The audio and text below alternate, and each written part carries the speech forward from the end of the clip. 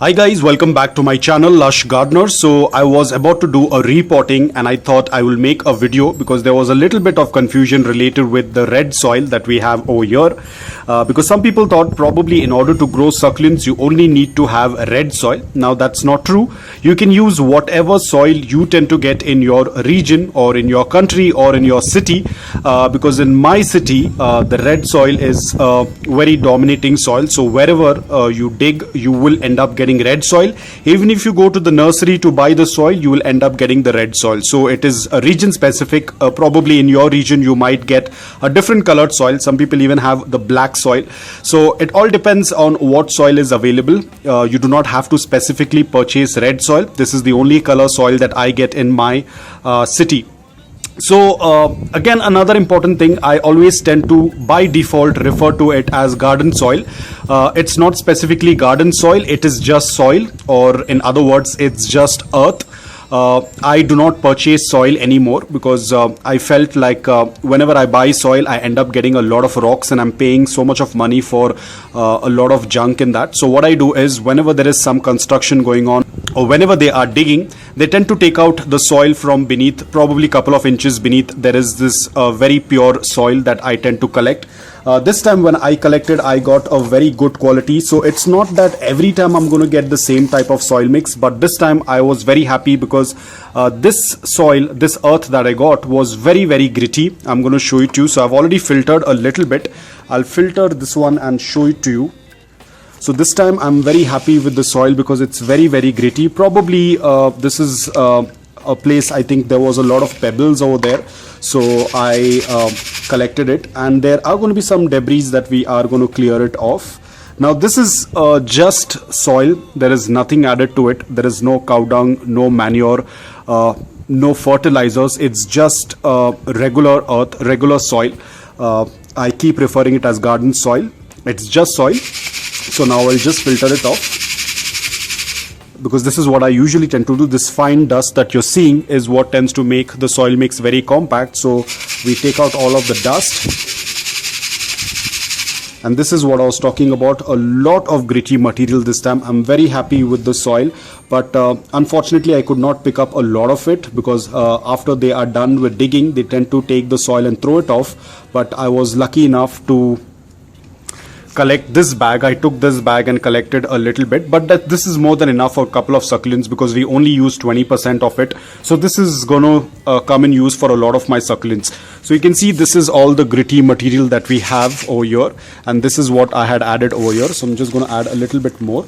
So you can see the soil itself is very gritty, very loose. I have a lot of small stones in this, so this is going to work out really well.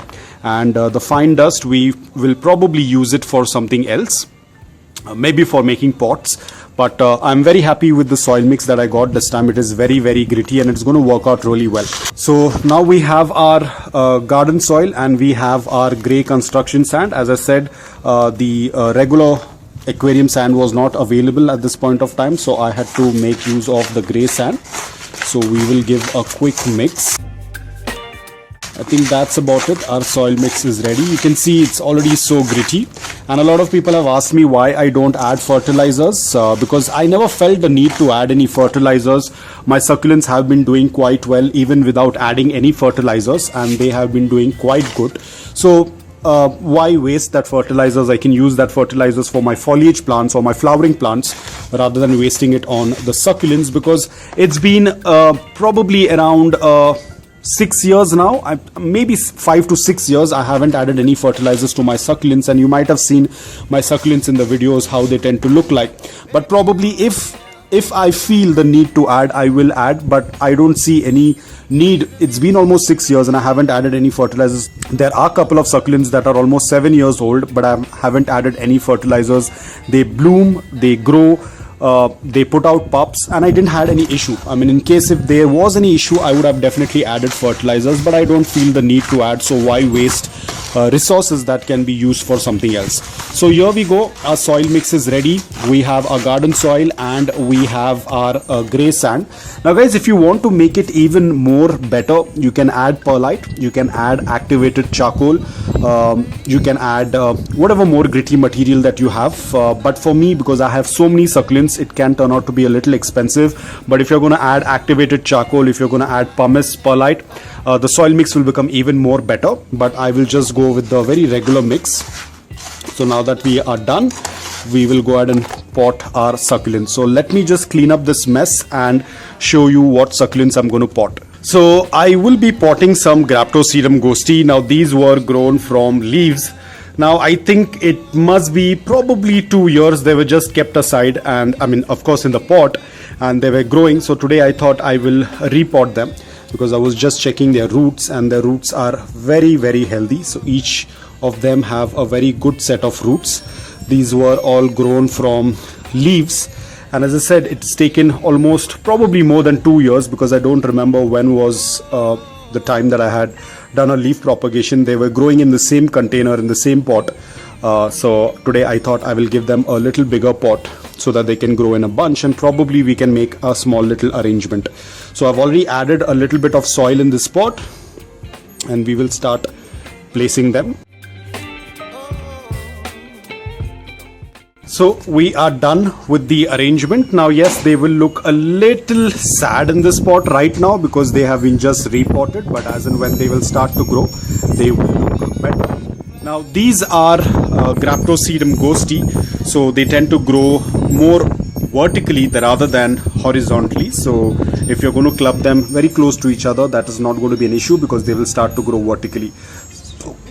And I have used a small little decor piece to it to complete the arrangement, and all we have to do is just wait for them to open up and start growing in this. So it's going to look a little sad, but that's absolutely okay. As and when they will start to grow, they will open up and they will start getting their color.